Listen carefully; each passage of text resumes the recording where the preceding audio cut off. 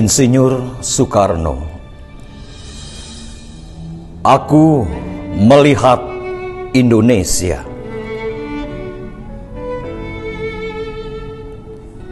Jikalau aku berdiri di pantai Ngeliep, aku mendengar lautan Hindia bergelora. Aku mendengarkan Indonesia. Jikalau aku mendengarkan Pangkur Palaran, bukan lagi Pangkur Palaran yang kudengarkan. Aku mendengar Indonesia.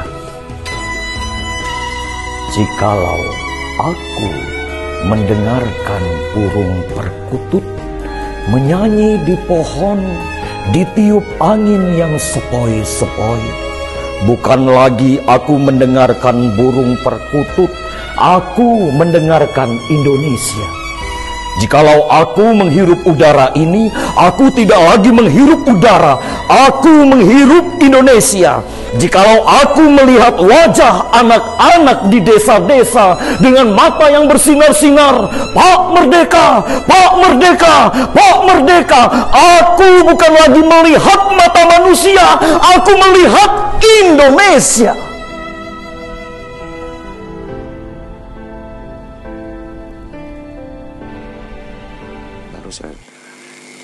Subhanallah, saya bilang ini puisi yang tadi saya belajar karena ada laron yang nempel.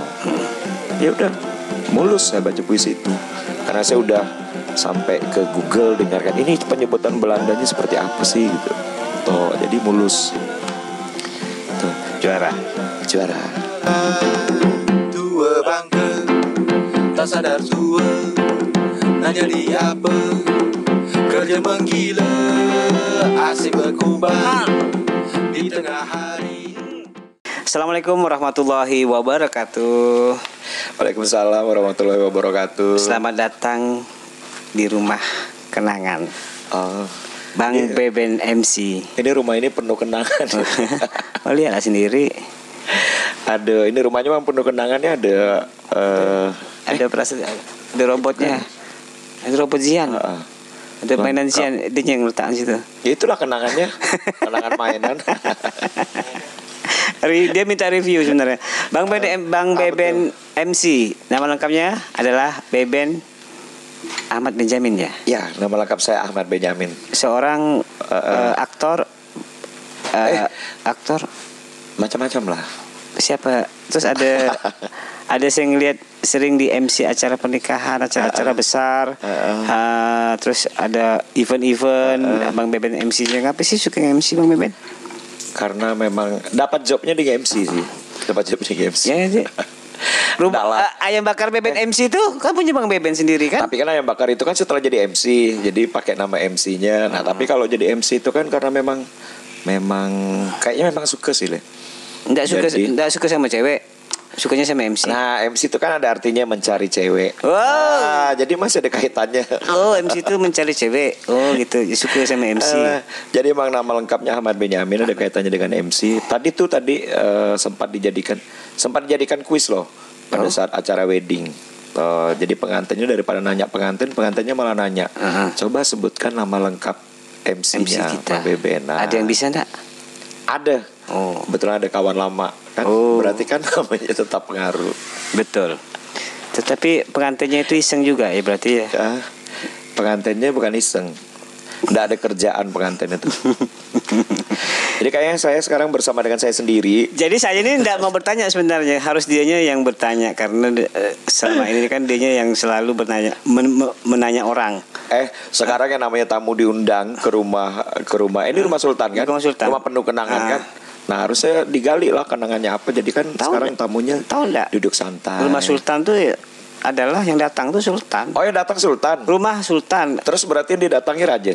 Bukan. Apa aja? Ini kawan Sultan. Oh, kawan Sultan. Jadi tamu adalah raja, raja adalah Sultan. Rumah Sultan. Berarti yang punya kuasa di sini. Saya yang punya kenangan di sini. Oh, gitu. Nah, itu kan. Jadi Bang Beben, jadi sebenarnya ini satu hari ini dari pagi sampai sore malam tadi. Sebelum kesini MC. Ini kebetulan memang dari pagi pas ada jadwal MC dari pagi MC pulang sebentar. Pulang tadi ke rumah sebentar sekitar 1 jam ganti baju langsung pergi lagi. Terus pulang langsung ke sini. Toh, Untung bukan lagu Bang Toyib, enggak pulang-pulang. kayaknya mah harus pulang nih. Harus pulang. Karena rumah itu kunci rumah saya megang, jadi harus pulang. Kan buka pintu rumah kan? Tunggu lo, kan tinggal sendirian. Ada satu lagi. Oh, udah berdua dah. Ada sama kucing. Kasihan kucingnya, kalau saya datang dia masuk ke rumah minta makan, jadi makanya harus pulang. Jadi kawannya kucing. Nggak apa-apa, tapi melihara kucing itu kan bagus. Kemarin saya Apa sempat tuh? satu panggung sama Ben. Luar biasa ya. Keren ya.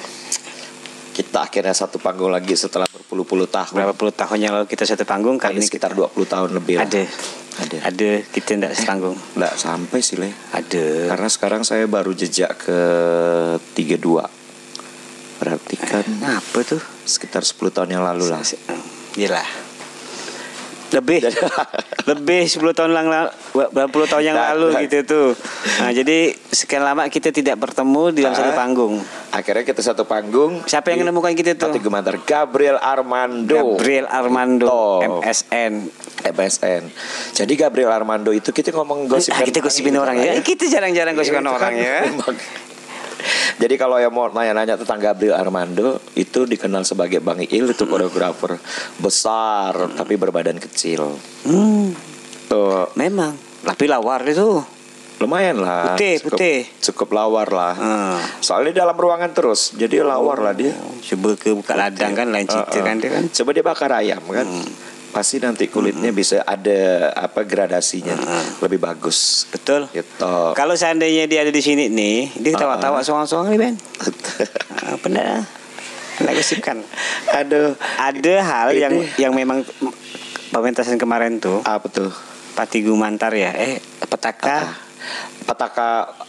Bangkule Rajang. Bakule Rajang. Itu Kisah. judulnya kan sebenarnya kan peta. Jadi kebetulan karena memang sama Iil saling kontak, jadi apa judulnya bagus gitu. Karena Iil ingin membicarakan peta tapi juga petaka. Akhirnya peta dikasih strip K Bangkule Rajang. Jadi peta yang menjadi petaka di Bangkule Rajang itu. Cuma menyebutnya petaka Bangkule Rajang. Itu kisah dari Kita itu sepenggal kisah dari perjalanan hidup Patih Gumantar. Pati Gumantar. Kan situ jadi rajanya, jadi bapaknya. Saya jadi Patih bapak Gumantar kan? Pati Gumantar. Bapaknya Patih Gumantar. Pramaga Sakti. Itu. Saya bingung saya jadi apa kemarin tuh. Itulah saya pun lihat kau jadi pengkhianat. Enggak, jadi pengkhianat. Padahal itu bertolak belakang dengan jiwa saya Le. Saya tuh orangnya tuh memang pengkhianat baik itu hati. pengkhianat itu terkadang di sekilas baik hati. Tapi kan menikam ujung-ujungnya jahat itu. Nah, jahat itu hati. Ini rumah kenangan apa rumah jahat sih? Jamaah sebenarnya? jahat. Hari ini rumah jahat. Rumah jahat ya. Ya sudah. Berapa lama sih Bang Beben nih berkecimpung di dunia MC, event, teater, siap penyiar radio juga kan? Udah berapa puluh tahun itu. Aduh, alhamdulillah ini jarang-jarang ditanyain karena saya jarang diwawancara orang. Soalnya tugasnya memang wawancara kan, jadi sekarang diwawancara. Udah lama sih lah. Itu mungkin kalau saya itu mengawalinya dari baca puisi. Dari baca puisi waktu kecil, baca sari tilawah, terus akhirnya sempat ikut teater sama guru itu jadi Liliput, cerita tentang Putri Salju. Nah, lomba-lomba baca puisi. Kemudian akhirnya baru saya ke MC. MC karena masih SMA. MC dulu. MC dulu saya kenalin. MC baru teater, tapi itu jedanya tidak lama sih, hanya kayaknya hitungan berapa bulan lah gitu. Dan MC baru ke teater. Karena teater kan kaitannya dengan puisi segala macam kan, dan MC pun perlu vokal kan. Nah, akhirnya sinergi lah. Nah, di teater itu baru berkembang akhirnya nulis naskah. Terus dulu sempat nulis cerpen juga, sempat dimuat di Aneka Yes. Itu cerita saya waktu itu judulnya Elegi tentang Karin.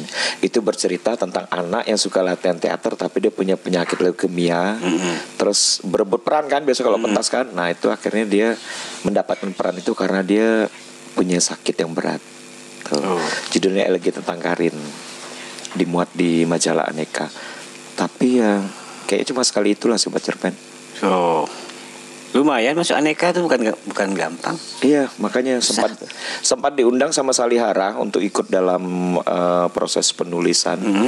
Tapi memang waktu itu lebih asik ke teater di sini karena saya suka dunia panggung sih. Suka sekali dunia panggung. Karena setelah saya kenal teater terus saya baru siaran. Siaran. Ini nyebutkan nama radio boleh kan? Boleh lah. Saya siaran di Radio Beben waktu itu. Alhamdulillah ya Allah. Amin. Amin. Ya. Entahlah, saya siaran di Radio Polare. Pernah di Polare. Terus saya off dari Polare selama kurang lebih berapa bulan. Terus dipanggil di Pro 2. Baru pindah ke Pro 2. Waktu itu di bawah naungan PT Vidaya Caraka. Setelah dari Pro 2 kemudian dikelola RRI. Saya pindah ke Kans Radio. Kans Radio itu hanya hitungan bulan. Akhirnya saya memutuskan fokus di panggung. Karena ketika itu ada ketika panggung bisa memberikan sesuatu yang lebih dan saya menikmati aura di panggung, saya lebih milih panggung. Yang lebih ini duitnya, cuan. Itu yang tuh. Satu kali naik panggung MC berapa banyak? Itu kapan? Sekarang. Kalau aduh ini susah disebutkan.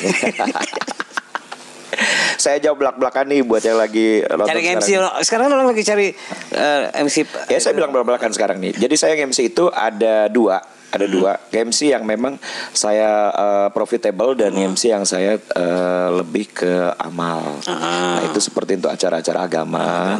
Terus karena saya suka di dunia seni, kadang-kadang membantu atau mensupport teman yang pentas seni itu.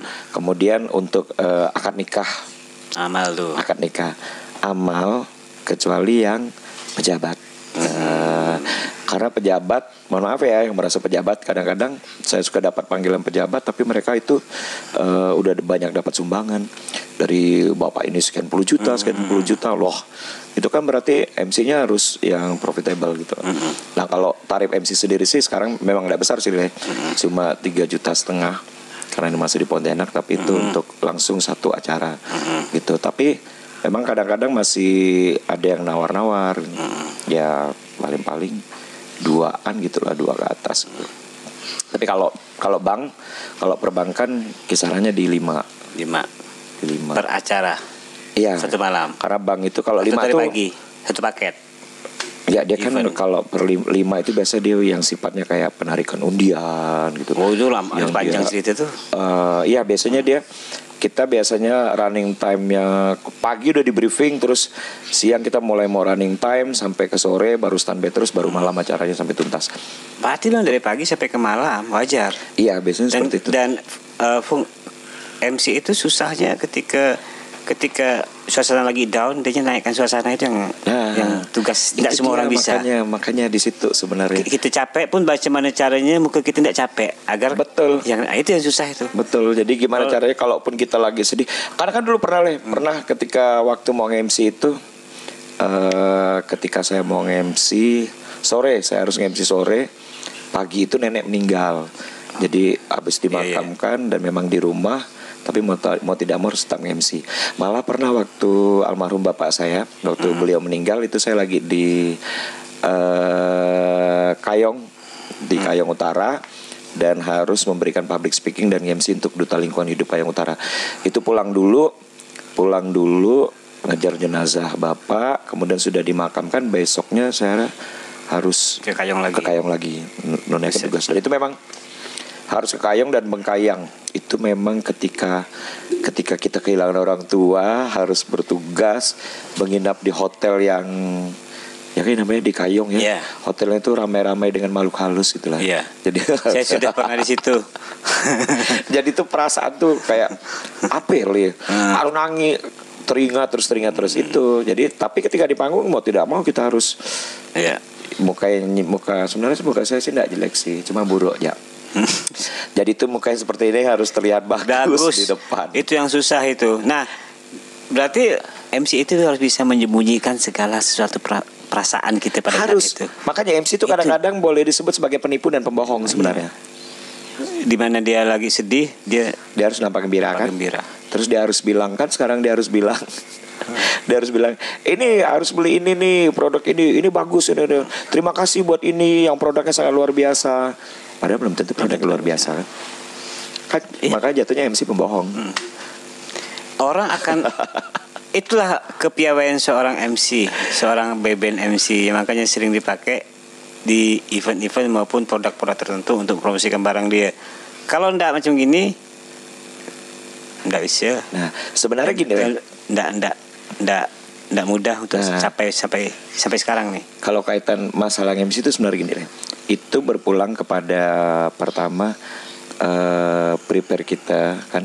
Kebetulan kan sama-sama di teater pasti paham kita ada olah vokal. Olah vokal itu berguna pada saat kita harus memberikan suara yang dengan nafas yang teratur. Misalnya kan hadirin Bapak dan Ibu yang kami hormati, malam hari ini kita bersama-sama menyaksikan penampilan dalam gelar tari Indonesia 2020. Itu kan dengan tembakan yang dengan satu nafas. Nah itu orang teater yang lebih memahami itu bagaimana dia mengolah vokal dan nafas yang bagus. Jadi ilmu di teater berguna di ilmu MC. Nah terus ketika kita ngatur blocking di panggung, kita bisa langsung tahu nih. Kalau misalnya panggung seperti ini, secara nalar pemain teater udah tahu. Oh center panggung di sini, saya harus ngambil panggung harus sebelah kiri, kanan atau tengah. Itu dari teater semua nih. Itu bermanfaat. Berarti kaitannya teater ke MC juga ada. Ada. MC ke si penyiar radio ada. Betul. Komplit. Terkadang kan banyak MC kan dari penyiar radio sebelumnya, kan? Betul. Tidak masuk ke teater. Iya. Nah, seperti itu. Tapi ada beberapa kawan yang ikut ke MC di teater dan dia pernah menjadi penyiar radio juga. Betul, ada seperti itu. Ada. Nah, tapi soul orang tuh yang tidak bisa dibohongi adalah jenis karakter suara. Oh iya betul. Mikrofonis sama tidak mikrofonis menurut saya lah. Itu betul. Itu ada suara yang mikrofonis, ada yang tidak mikrofonis. Ada. Itu kan anugerah dari Allah lah itu kan. Itu salah satu anugerah yang memang diasah ya. Insya Allah jadinya bagus. Suara itu bisa diasah. Bisa, karena sekarang itu juga di online udah banyak jual kok batu asah khusus buat suara. Ada rupanya jual. Ada lah, bukan arit ya bisa diasah, suara bisa. Suara bisa. Mau coba? Mau coba? Besok kita tanya sama Eka Bekam. Lebih tahu. Eka bisa bekam suara loh. Dia bisa bekam suara kan? Dia bisa bekam suara. Ente bisa ngasah suara. Nah kan. Jadi suara macam saya ini kan tidak mikrofonis. Nah, macam Bang Beben ini kan mikrofonis. Macam mana caranya suara saya ini bisa mikrofonis macam mana? Gitu. Diasah. Nanti kita tunggu pada episode berikutnya di Rumah Kenangan Rumah Sultan. Nanti kita kupas. Kematangan berolah vokal itu gimana ya? Nggak gampang untuk menuju ke warna vokal yang enak didengar, rasanya macam mana.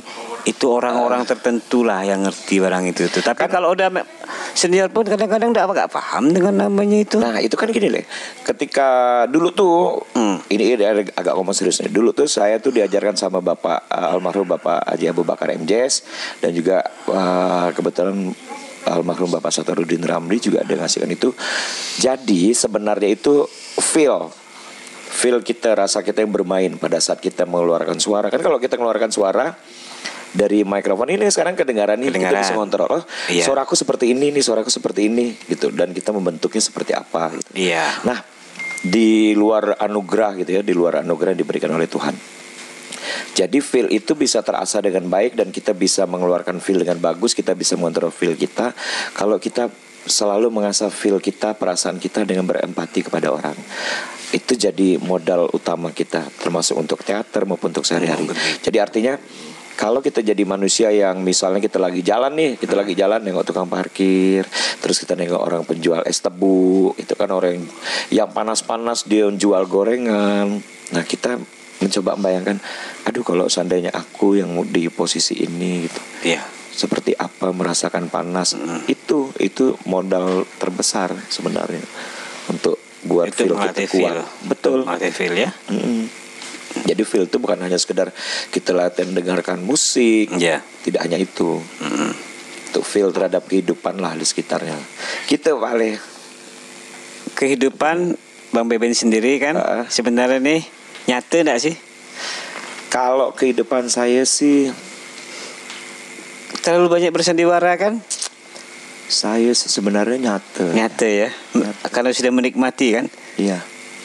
Nyata-nyata aja hidup Di saya. dalam ber-MC ini kan bersandiwaranya luar biasa nih. Oh, itu harus. Membuat orang senang. Pada saat MC emang harus bersandiwara, itu harus. Nyata. Nggak bisa enggak. Dan itu nyata kan? Itu nyata. Macam mana gimana pada saat MC mau muncul di panggung kan tetap harus badan agak ditegakkan sedikit, jalannya dengan santai. Walaupun badannya lagi sangsut tetap mukanya harus betul. enak. Tetapi itu bersandiwara dan itu kan diajarkan dalam teater. Oh, diajarkan. Makanya berguna sekali ketika Betul. kita nge-MC kan kita imajinasikan aku nih jadi artis lah, kayak berperan gitu kan. Mau nggak mau sih terserah lah mau dibilang MC ini penipu apa terserah. Yang penting aku dapat duit dari MC udah. Bang Beben kalau saya intip terlepas MC kadang-kadang main film nggak kan? Kadang-kadang sih kalau main film tuh ada beberapa film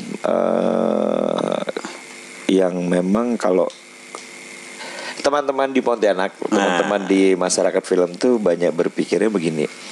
Ketika mengajak Beben ini bayarannya harus mahal gitu loh. Benar. Nah, padahal ada beberapa kawan yang sudah mencoba. Ayo tidak apa-apa saya support gitu. Dan tinggal jodoh-jodohan itu aja sih. Iya, bahasa kawan sama bahasa bukan kawan itu kan lain.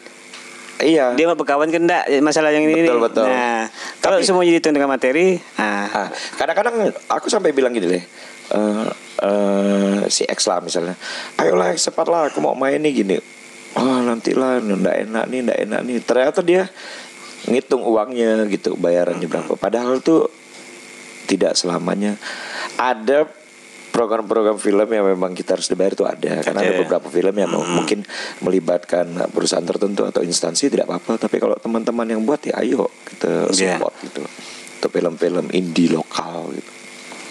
wah, Gitu. nanti kita bikin film, Bang Beben mainnya, terus dibayar. Saya ini lagi dapat tawaran main film. Film ini tentang hantu. Nah, nanti insya Allah saya akan jadi hantu. Ding. Nggak seram hantunya. Lucu. Ulangin men. Apa? Yang tadi tuh? Ada jadi hantu. Cing. Tidak seram hantunya. Oh, Nggak seram. Itu tidak seram kan tuh? Saya suara kuda kan. Tidak seram. Emang tidak cocok jadi hantu. Belum Ale macam mana mau di sini diseram-seramkan? Kan cek-ceknya kan tes itu. Lebih dulu aura di sini agak berbeda. Ini dia. Aura di rumah penuh kenangan ini banyak kenangan yang berseliweran. Jadi ada lihat di samping kau tuh hitam-hitam tuh. Ini kau tahu. iyalah tak pakai baju hitam samping aku. Jadi memang harus gitu. Minum, Samping pakai hitam-hitam. Oh, boleh minum di sini nih. Alhamdulillah ya Allah. Aku udah nunggu 2 kali dah, aku belum ada sebenarnya. Mau ngerokok Awen? Suara kopi ini harus masuk dalam suara itunya. Coba macam mana bunyinya?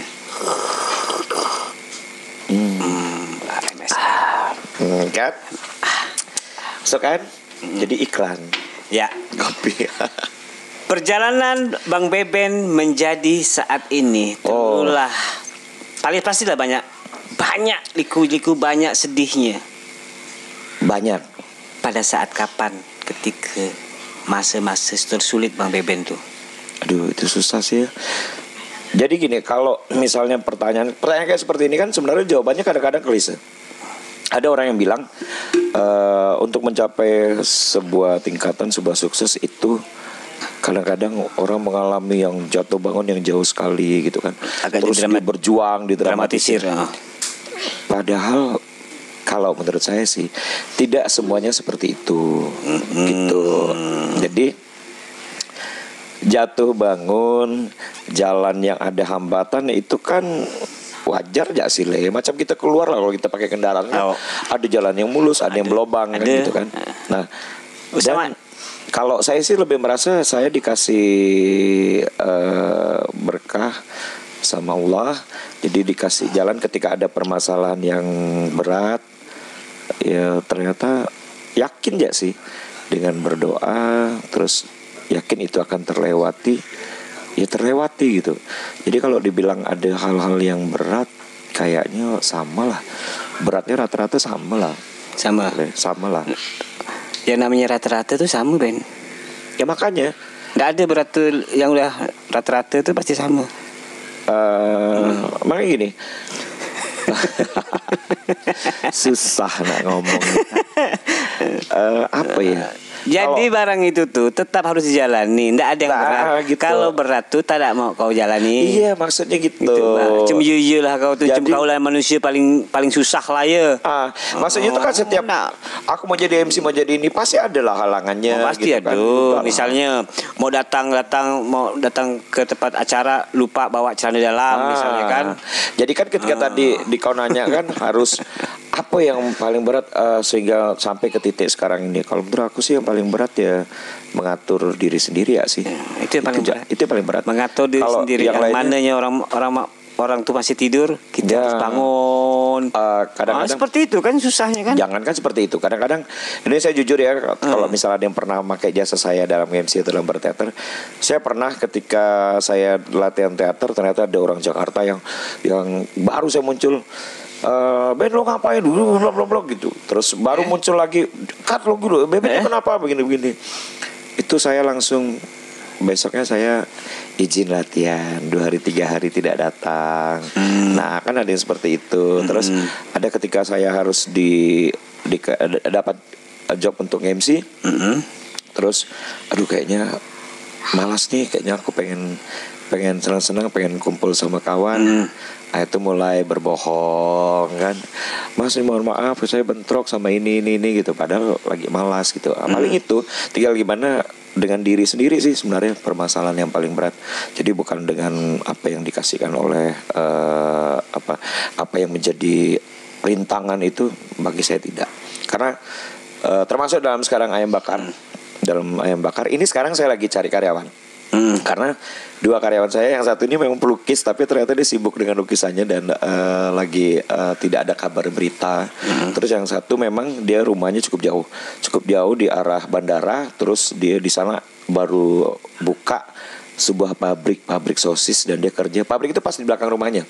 Jadi dia izin, dia harus keluar kerja di situ biar lebih dekat. Nah jadi sekarang memang lagi kosong, tapi bagi saya it's okay, santai. Ketika itu saya udah mulai cari karyawan lagi. Kalau tidak ada, saya tetap udah belanja ngipas. Itu deh biasalah namanya itu cobaan kan.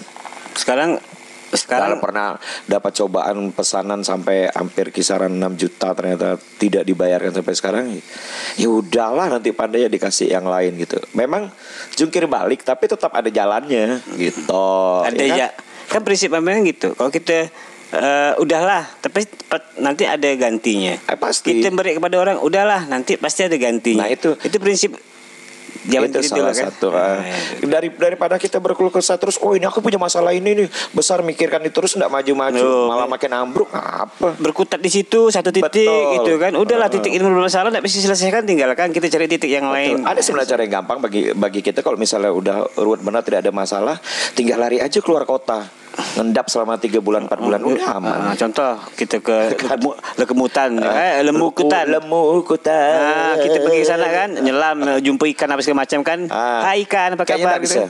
Nggak bisa. Kalau saya nggak bisa karena saya kebetulan masih ada sedikit darah putri duyung. Jadi kalau saya nyentuh air, saya akan dipanggil oleh raja laut. Jadi agak susah. Berarti belum boleh ke laut sebentar ya? Belum boleh ke laut.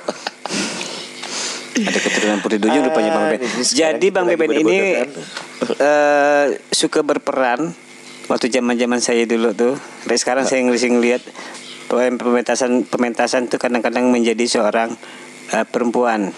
Oh iya. Menghayati sekali. Bagi saya tuh dunia seni peran. Dunia seni peran tuh sangat luar biasa. Jujur ada beberapa tawaran yang memang tawaran yang bentrok dengan panggung. Itu terjadi waktu ada film dari Jakarta, terus mau melibatkan saya sebagai pemain, sampai dibuatkan peran khusus bahwa saya ini sebagai penyalur tenaga kerja wanita yang menjual wanita. Tapi waktu itu saya harus berangkat ke Lanjong untuk Lanjong Art Festival. Main monolog. Bagi saya lebih milih monolog. Oh iya. Apalagi mewakili Kalbar gitu kan. Malah Mas Beben, kita kasih honornya segini, badannya segini. Mohon maaf kalau sekarang belum bisa gitu. Nah itu sih Le, karena memang lebih enak di panggung, apalagi monolog Le. Kalau udah main monolog tuh Kalimantan Barat luar monolog biasa. masih megang ya. Insya Allah masih megang. Masih megang. Kemarin pernah puisi di mana itu? Di Jawa ya? Nasional ya? Di Juara ya? Jawa nasional. Sebenarnya kalau monolog itu kan 2017 ya. Ketika saya ke Jakarta itu waktu itu lomba monolog. Salah satu dewan jurinya, aduh siapa itu? Arswendo. Mas Wendo almarhum. Nah itu kan cerita dari Mas Wendo sama timnya, mereka sampai meninju dinding katanya. Dan itu terjadi ketika akan memutuskan yang juara 1. Karena pilihan dari Mas Wendo sebenarnya ini saya juara 1 waktu itu. Dari Kalbar kita juara 1. Tapi waktu saya bermain udah sepakat sama yang pengiring musik. Waktunya kan dikasih waktu selama 25 menit maksimal. Kalau waktu itu udah masuk ke 20 menit, mereka akan mainkan gong dengan bunyi yang berbeda. Kalau sudah 23 menit, Ferry Sape itu akan sedikit bernyanyi untuk memberi tanda kepada saya. Ketika saya melihat gong itu udah bunyi beda, terus Ferry ngasih tanda dengan nyanyian, di belakangnya ada ini deh, ada jam digital besar. Jadi itu memang untuk tanda. Saya nggak lihat, tapi besok saya langsung bilang, ketika kau lah, mau waktu-waktu lah. Saya enjoy main terus. Sehingga ketika saya bermain tuh waktunya 33 menitan. Wah, jauh. Jauh sekali. Dan itu setelah tampil, itu juri datang, mereka ngasih bukunya. Salah satu juri ngasih buku untuk minta saya mainkan monolog dari buku dia. Mohon maaf ya jurinya, karena saya belum mainkan sampai sekarang. Nantilah baru saya mainkan. Nah terus ketika tapi saya terpilih sebagai aktor terbaik kedua untuk grup. Saya aktor terbaik kedua. Ketika saya ngambil piala untuk aktor terbaik kedua, saya turun, juri monolognya langsung datang semua. Mereka memang menyayangkan kenapa saya harus overtime gitu. Tapi beberapa teman-teman teater yang di Jakarta, mereka bilang, udah Ben, itulah egonya aktor, gak apa-apa lah, nikmati. Iya. Toh jadi memang lagi ngincar sih kalau ada lomba monolog lagi. Karena kan terakhir saya juara monolog itu kan juara kedua. Juara kedua memang bertarung dengan anak isi Jogja di Banjarmasin. Itu juara kedua. Dan sebenarnya bisa juara 1, cuma mereka ngakui sih, yang juara 1 juga bilang, cuma kita ini cuma berdua. Saya berangkat itu karena dari pemerintah kan susah dana nih. Jujur ya, dari pemerintah susah dana.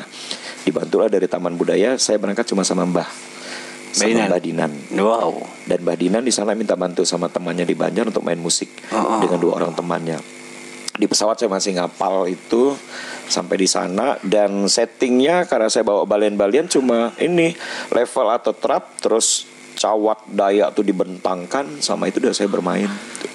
Dan memang juri dari KJ itu kan memang bilang itu dari Kalimantan Barat itu yang kuat gitu, irama bermainnya atau apa, tapi kalahnya kita di set kita kurang. Dan yang anak dari isi Jogja itu dia punya kru 15 orang. Rame. Jadi sebenarnya kan padahal ngamen 1 orang monolog kan, ya udah. Itu terakhir juara 2-nya di situ. Nah, kalau puisi kemarin 2019 kan lomba antar master. Antar master se-Indonesia. Antar master se-Indonesia. Karena dia pesertanya itu harus orang yang punya skala juara. Kalau dia pernah juara di nasional itu cukup, mungkin berapa ya, ada batas 3 kali atau apa gitu, tidak apa-apa. Terus kalaupun dia punya juara-juara yang di lokal tidak apa-apa, asal itu tingkat provinsi dan jumlahnya cukup banyak. Terus dibuktikan dengan piagam penghargaan, kemudian foto-foto piala. Tuh. Wow. Iya, di foto. Ketika saya berangkat nyampe di sana, foto piala saya kurang tuh. Untung teman-teman bantu bongkar di rumah, foto supaya banyak-banyak baru dikirim. Nah, itu kan 2019 Desember. Dan itu 2 tahun sekali. 2 tahun sekali. Berarti tahun depan 2021. Ikut lagi enggak? Masih bisa? Harus. Yang juara 1 ya harus. Jadi dia juara 1 udah gelarnya Master Puisi Indonesia. Tahun berikutnya diharuskan datang. Tapi saya memang kemarin tuh panitianya udah ngasih tahu ada kemungkinan kita yang juaranya dibiayai. Oh. Soalnya kan itu kan di tetap piala bergilir ya. Oh, Jadi, piala bergilir. Iya, saya harus bawa itu. Kalau misalnya si juara ini ternyata nanti 2021 saya bisa juara lagi, berarti berarti tidak boleh ikut lagi. Tidak boleh ikut lagi. Nah, kalau dari beberapa peserta master kemarin itu mereka maunya yang nanti kalau udah 2 kali juara tidak boleh ikut, tapi si master ini harus jadi juri gitu. Harus jadi juri. Tapi kalau nanti tahun depan ternyata saya kalah, tahun berikutnya tetap boleh ikut. Boleh ikut lagi. Pokoknya 2 kali berturut-turut. Itu baru tidak boleh. Masih berani? Ya mau tidak mau lah, suruh datang. Tapi saya memang mengajak yang lainnya yang ada di Pontianak, kalau ada yang bisa memenuhi kriterianya, ayo ikut. Karena kemarin saya udah ngomong sih sama yang dari daerah lain bahwa walaupun saya tidak juara tahun 2021, tapi insya Allah piala itu akan tetap berada di Kalbar. Kuat kah budak-budak kita nih untuk puisi? Vokal yang harus lebih diitukan. Karena kalau misalnya intensitas penghayatan mungkin sama, tapi mereka master yang di sana itu mereka punya kekuatan vokal yang artikulasinya jelas, dan vokalnya itu rata-rata vokal yang bisa memberikan ada sense, ada rasa yang kuat. Oh, kunci di situ. Ya, jadi mereka tuh rata-rata membaca puisi dengan tenang dan mereka bisa seperti ini. Misalnya kan, aku telah berjalan begitu jauh. Senyaman dia. Iya. Bukan yang biasa kita lihat kawan-kawan berpuisi yang menggelegar-gelegar apa segala macam tuh. No. Tergantung puisinya. Nyaman di dia kali. Tergantung puisinya. Mereka Gaya dia. menggelegar juga puisinya. Kan ada puisi pamflet kretek. Pamflet kretek termasuk saya ketika saya penyisian saya bawaan pamflet kretek. Pamflet kretek tuh judul puisi. Judul puisi. Itu kan puisi yang memang harus keras itu. Nah, mereka juga bawanya cuma keras, tapi kerasnya tetap keras yang teratur, tingkat dramatiknya teratur gitu loh. Jadi saya sudah sampaikan kepada teman-teman di sini ini untuk ya vokal, artikulasi vokal gitu, diksinya jelas gitu. Tuh mereka rata-rata di sana. Di sana seperti itu. Jadi terdengar tuh suaranya rata-rata bersih gitu. Itu kalau penghayatan semua udah basically-nya dari teater sih. Malah kemarin tuh batuk sedikit. Saya tuh menjagokan yang dari Jogja. Dia itu udah tua tapi suaranya dia punya suara tuh besar, bulat. Bang Yosep masih kalah suaranya. Kalau dia baca puisi itu kayak gini, misalnya kan, waduh cepat, gitu sekali. Artikulasinya kedengaran. Bagus. Dengan suara besar apa gitu. Itu, tapi kalah Bapak itu. Ya kita kan tetap harus ngawal penghayatan juga kan. Iya. Penghayatan dan interpretasi puisi gitu. Iyalah, sekelas master semua waktu itu datang kan.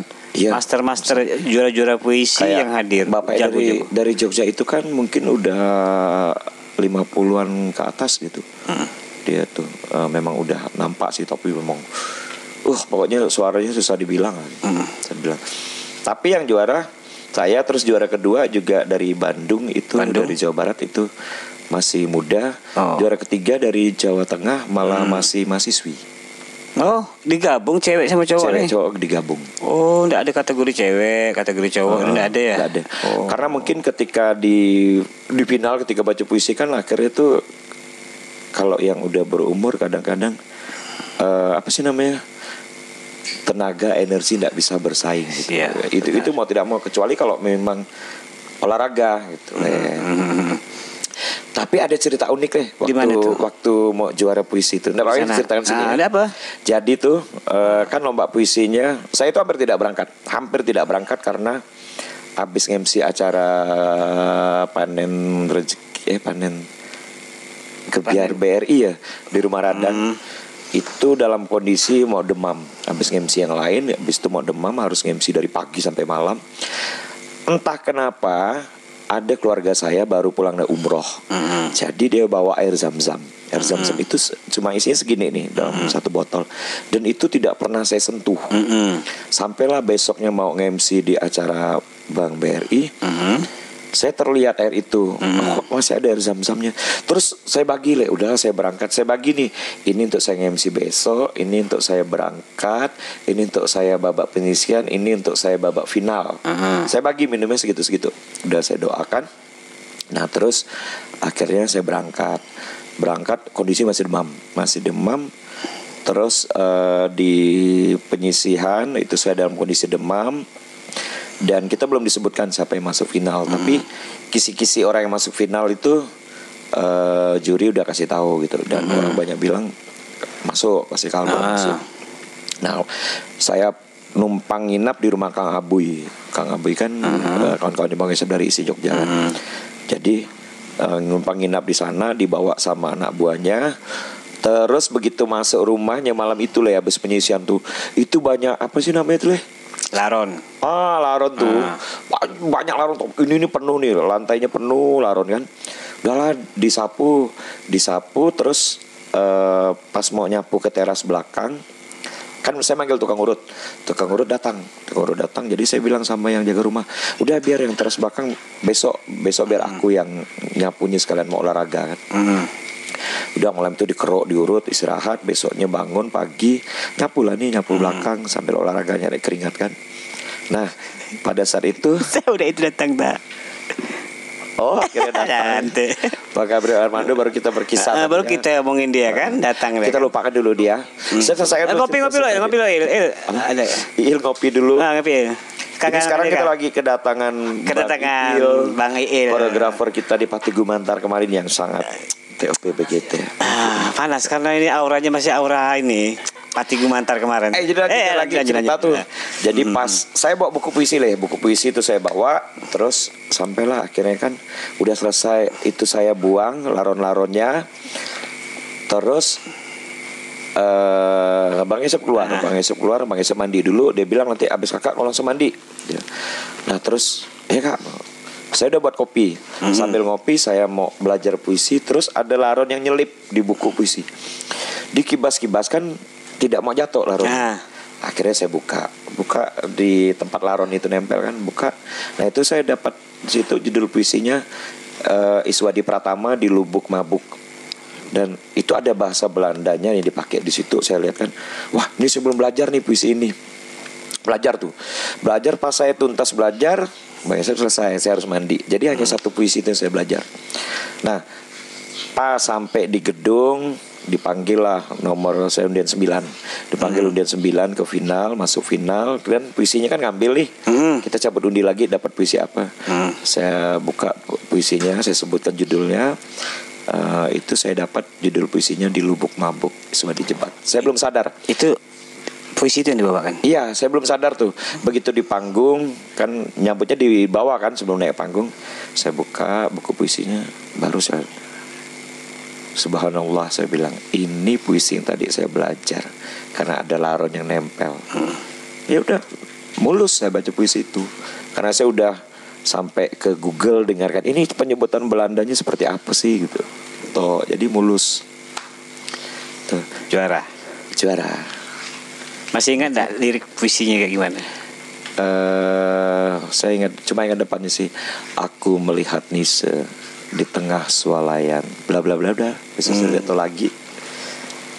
Gitu. Jadi penasaran nih saya nih dengan master puisi gitu nih. Tanpa teks, apa yang dihayalkan sekarang, apa yang digambarkan sekarang jadikan puisi untuk acara kita. Ya Allah. Hitungan 20, 15, 16. Tidak perlu lama-lama nih, langsung action. Dalam kilas malam, beribu kenangan mengambang di atas benakku. Ketika riak-riak tak lagi terdengar, hanya getaran nadi otakku membuka pintu kenangan. Aku hanya menunduk. Dalam ketermanguan yang dalam, Aku coba mengetuk semua pintu yang tersisa di kisi-kisi otakku, menemui setiap kenangan yang ada, sampai terbentur pada ruang yang kelam, ruang yang terang, ruang yang penuh dengan aneka pelangi. Ku tahu itulah rumah kenangan. Terima kasih. Wow, keren. Terima kasih Bang Beben MC. Saya harus pulang. Saya sudah dijemput sama Gabriel Armando. Boleh saya sekali ngomong tentang Pati Gumantar, biarin perjalanan kisah Pati Gumantar karena ini udah selesai kan? Udah, belum. Tutup ya. Tutup lah. Habis ini kita Pati Gumantar ya. Asik. Terima kasih Bang Beben udah hadir di Rumah Sultan. Lain kali kita sambung lagi dengan ide-ide yang cemerlang, jangan jerak untuk datang lagi. Siap. Assalamualaikum warahmatullahi wabarakatuh. Tak sadar tua, asik menggila. Nak jadi apa?